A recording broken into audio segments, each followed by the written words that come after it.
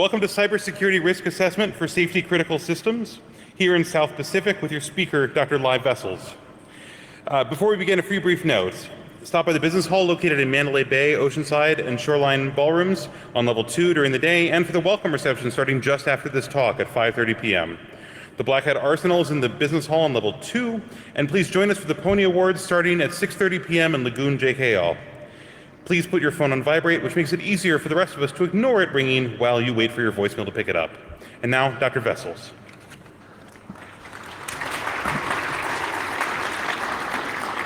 Thank you, Brandon. Welcome to the last talk today. I hope you guys have been having a great time so far and learning a lot. Before I get started, it's Lee, actually, not Lai.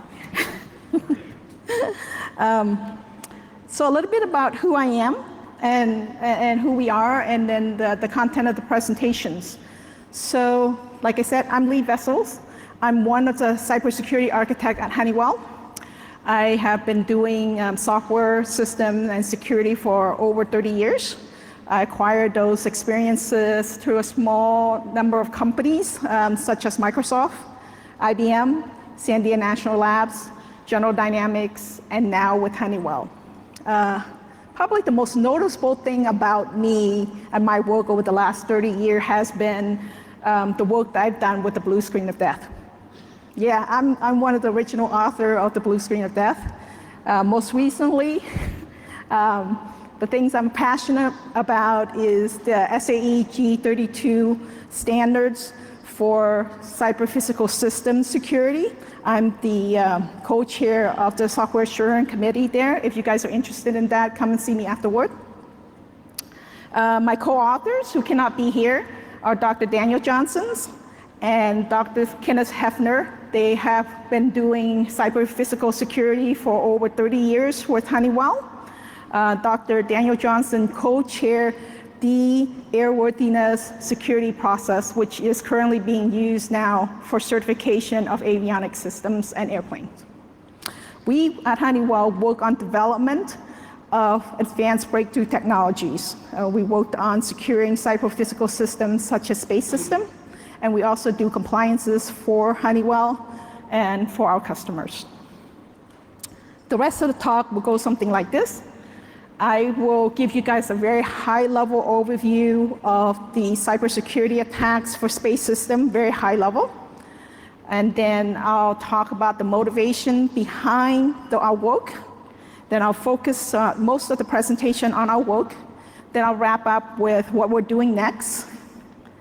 And then I'll give you guys a takeaway to take with you. Does that sound good? Okay.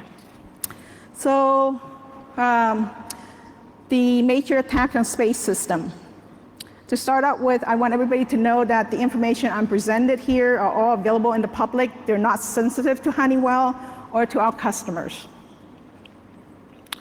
Let's start in the year 2014 when Computer World reported that satellite communication system is full of security flaws. They reported research done on 10 different systems, common system, and they found security flaws such as multiple backdoors, hard code credentials, really weak protocol, or mostly undocumented protocol. They have also found weak encryption algorithm or no encryption algorithm whatsoever. One of the things you can do with these flaws is to remotely dial into the satellite communication system without any authentication whatsoever. Let's fast forward a little bit to the year 2018, which is last year. Future Society actually reported the impacts of these security flaws to include such things as pinpointing military units' locations, being able to disrupt onboard satellite communication system, being able to remotely disrupt in-flight Wi-Fi system, as well as being able to provoke malfunction critical navigational system, and to some extent affect human health.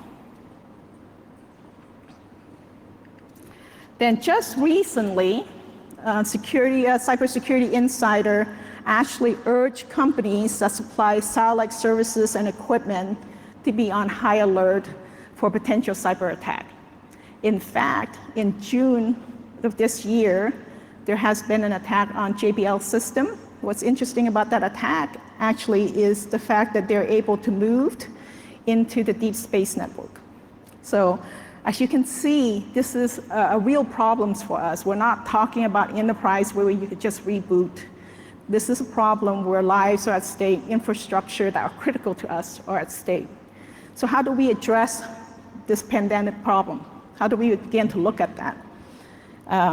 To quote our keynote speaker this morning, he said, we should always start with a yes, right? So we can fix this problem. So what do? He said that we should start with understanding the job at hand. But how do we begin to understand the job at hand, the such massive job at hand? So let's look at what Irwin Land, the father of satellite reconnaissance, had to say about this. Now, he said, we can't fix all problems. What we can do is identify them and focus our resource appropriately. So one way at Honeywell that we can identify the problem is to look at assessing the cybersecurity risks of the systems. So we began at the time by looking at what can be used to assess cybersecurity risks for space systems, for critical systems. What we found is that there's a strong focus on threat modeling, mostly for the enterprise level. We found that of these modeling tools, techniques, tips, and solutions, they require deep knowledge of security, mathematics, and the targeted system. Now, this may sound easy, but in reality, it's really hard to get all that skill set in an organization or in one person that's modeling. Moreover, these techniques are very manually intense, require a lot of time spent. 2,000 hours is not unheard of for a typical system, which is a man-year. Now, if it takes you a man-year to assess the cybersecurity risk of a system, that's not scalable, right? Additionally, they introduce a lot of air into the system, so it's hard to make strategic decisions when a system that you're trying to model and the report that you're trying to report has built-in errors in it. So at the time, we couldn't find any framework or solutions that actually help us assess the risks of cyber-physical systems, such as space systems, that is easy to use and repeatable and have a method that you can go back to do a what-if study. So under the guidance of Dr. Daniel Johnson, our co-author, we started a framework at Honeywell. This framework was actually the basis for the two standards I mentioned that is currently being used for certification by FAA. This standard has, this framework has 5 steps to it, and it is not a waterfall process. It's actually an iterative process that you can go back and do analysis and do what-if studies and actually move forward and backward. The rest of my presentation will cover these 5 steps. So the first step is to create your security architecture. That should be simple, right? In fact, this is the hardest step and it'll probably take the most time. And if you do this right, the rest of the step comes easier. So how do you create a security architecture? Is there a formula to doing that? Here are some basic tips. First, you define your security perimeters. A perimeter is a notional boundary that's actually separate your security context. It actually encompasses your security-related assets, the assets you wanted to protect. So you've probably been thinking, why can't I just draw a box around my system? Well, a lot of times your system doesn't contain all security relevant information or your asset, right? What you want to do is focus on the security critical assets and actually draw a perimeter around that. The second thing you need to do is identify those assets that you're trying to protect or the assets that are related to the assets that you're trying to protect. The third step is to actually identify the external system or user to your targeted system, and then identify all the connections that exist. Now, it's very important that you identify the connections. If the connection does not exist, it's very important not to connect them, okay? So these are the basic steps to creating the security architecture. Now, getting the security architecture right is critical to all the other 4 steps to come. Now, you probably think, boy, this is going to take a lot of time. It does, but the framework encourages to move forward, get some basic information in place, and come back when you have more data. And the whole framework will preserve the data that you work on so that you can go back and forth. So here's an example of a security architecture. This is a space constellation. It's fictitious. Nothing here is real. I just want everybody to know that. The relationship is not real. Anything that resembles reality is not intentional. For the sake of this presentation, I will just focus on gray sand and model the security architecture for gray sand. And just so that we do not expose any sensitive data, I will pretend that gray sand has a network, 3 mission assets to protect, 2 protection solution in place, that is the network's security and the spectrum security solution, and a couple of attackers. So once you finish your architecture, the second step in the framework is to create what we call scoring of those attributes. The way to do that is you identify your attackers. And we call them attackers, but they could be a bad guy or they could be a good guy. Okay, so we just call them attackers. So once we identify them, they are usually the systems and user outside of your security perimeter. In this case, we got 2 in this example, the spectrum spoof and the general attacker. So we label them in our framework. We label all attacker with an A dot and whatever names you want to give it. And then we assign it an occurrence value of 1 to 9. Okay, 1 being the most trusted, 9 being the least trusted. An example of a trusted attacker would be somebody like a pilot, okay, who has access to the system, but he's trusted. We can count on him. An example of an untrusted attacker would be an internet, or if you have your avionics system attached to the internet. The second thing you do is you define your vulnerabilities of your system. The easiest way to define your vulnerability is to identify your protections you have in place. The protection has some level of vulnerability built in. So in our case, we got 2, so we named them. In our framework, it starts with F and whatever names you wanted, and we assign it some values between 1 and 9. 1 being the most robust, 9 being the least robust. Now, you probably ask the question of where these numbers come from. How do I know what numbers to assign? At this point in our framework, that is up to the architect that is modeling the system. We are working with the SAE G32 to come up with standards. So each one of these numbers stand for something that's meaningful. The next thing in our process is to find that protection in place. And we talked about those being, there are 2 of them. And our framework actually require you to name them that start with an O. And then we have to associate it with the failure that we just identified or the vulnerability that we identified earlier. The next thing is to identify your attack vectors, which is access into your vulnerabilities or access into your threat conditions.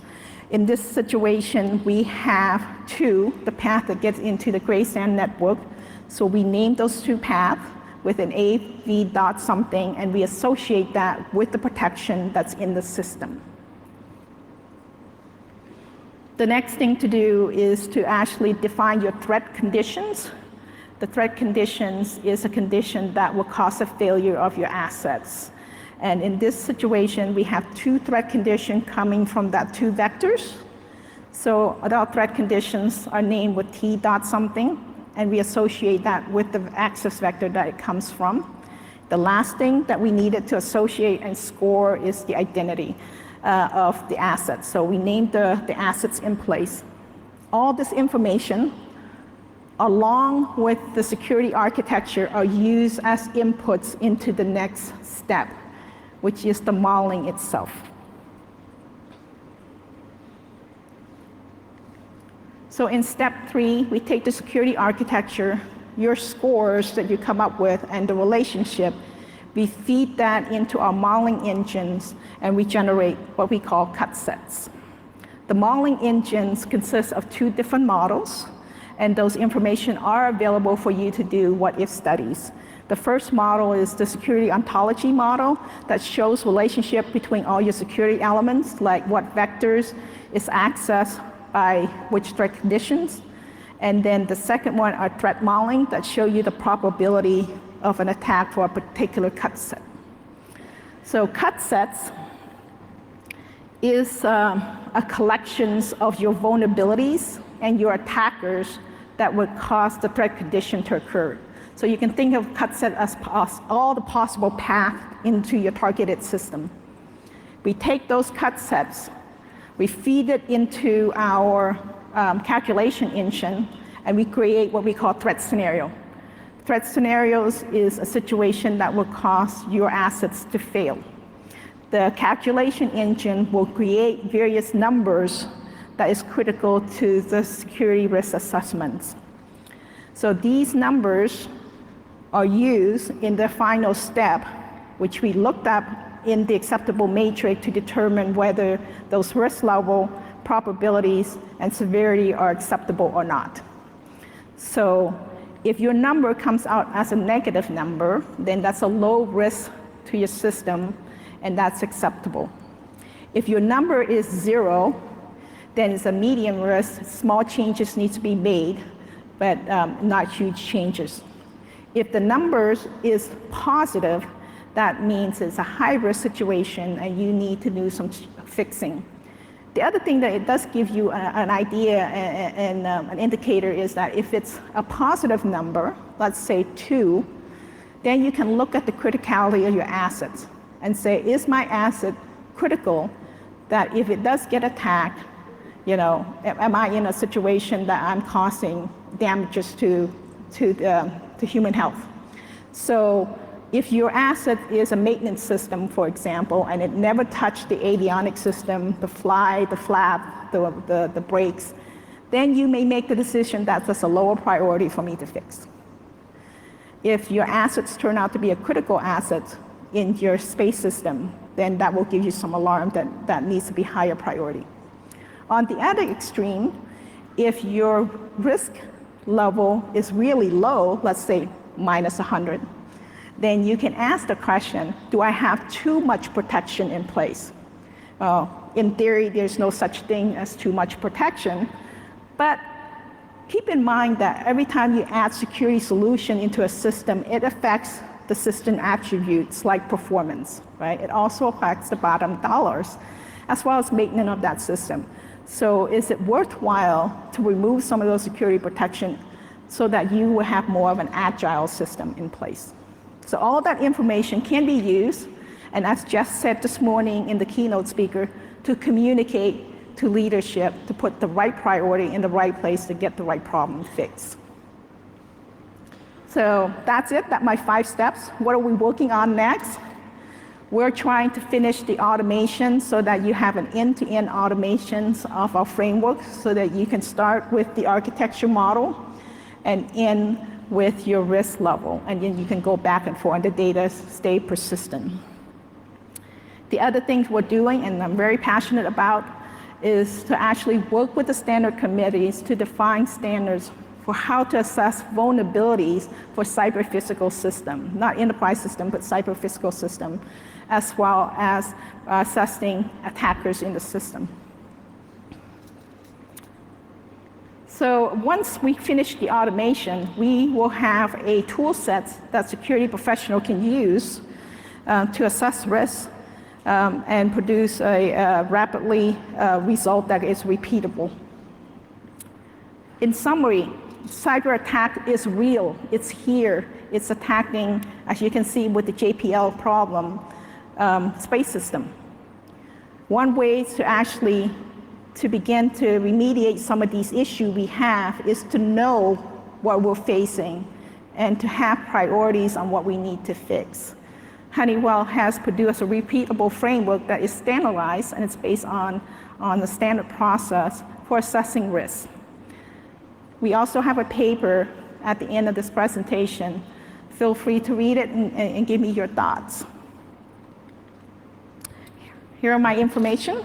I look forward to hearing from you and getting your feedback and collaborating with you on all the work that we have done so far.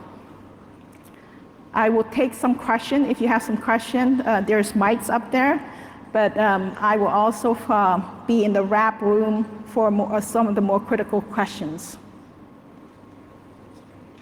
Okay. That's it.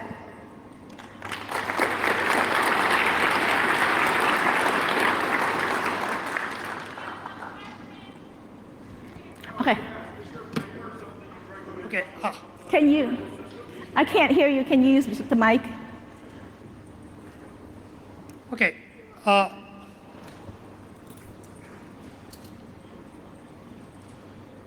Okay. Since I beat him to the mic, let me ask the question. Okay. Go ahead. I have actually two questions. The way you're describing the system, to me, it looks like a regular cyber system rather than a cyber physical system, because normally cyber physical system, they control some physical part of the world. So I'm not quite sure where is the physical control comes from. Okay, then my second question is, how are you different from NIST risk methodology?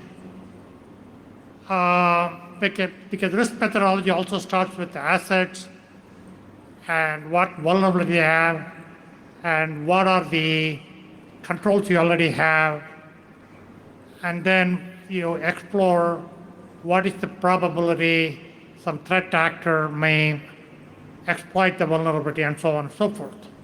So anyway, I'm trying to get a better feel for how your methodology is different from the NIST methodology. And the second thing is, what is so cyber physical about your system? It seems to me it's very cyber. Anyway, if you can comment on both, that'll be good. Okay.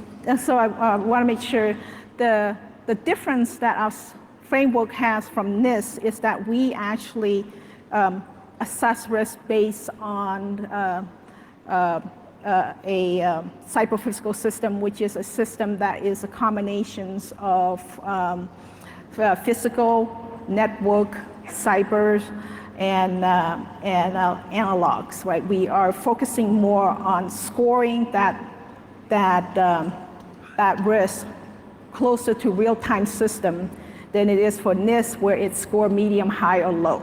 You know, we don't have that larger granularity. We need to score a smaller granularity between the probabilities. NIST doesn't do that. So this gives you the ability to model closer to real time. Thank you. Ma'am, my question is similar.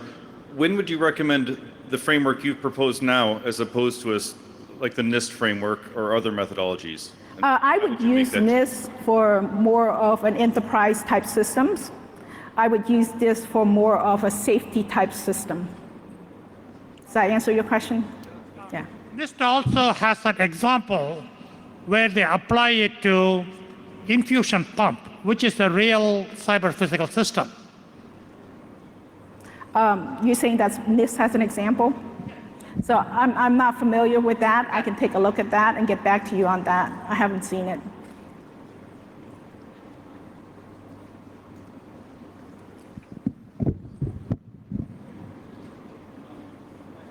My question is a little bit similar. It's all based off NIST.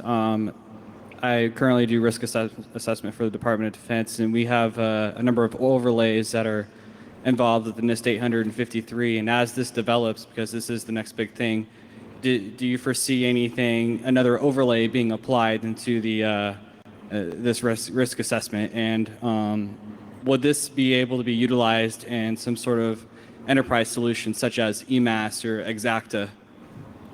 So you're saying that you work on Oracle, is that what you said? Can you repeat that? Sorry. Did you say you work on Oracle as you were assessing risk on Oracle? Is that what you said? No. Okay. Say that again. I didn't hear you. The NIST frameworks, the 853, the overlays. Do you foresee this being a new overlay for space systems? I don't. And the reason being is this is more of a tools that you can use for safety critical system, not so much as an overlay for the RMF. Does that make sense? You can use this throughout your life cycle as you assess your assurance level in your development of your system, where RMS is tailored toward more for certification of your system. RMS is a broader standard, where this is more of a feed into that. I don't see this as an overlay. That makes sense, yes. Yeah. Thank you.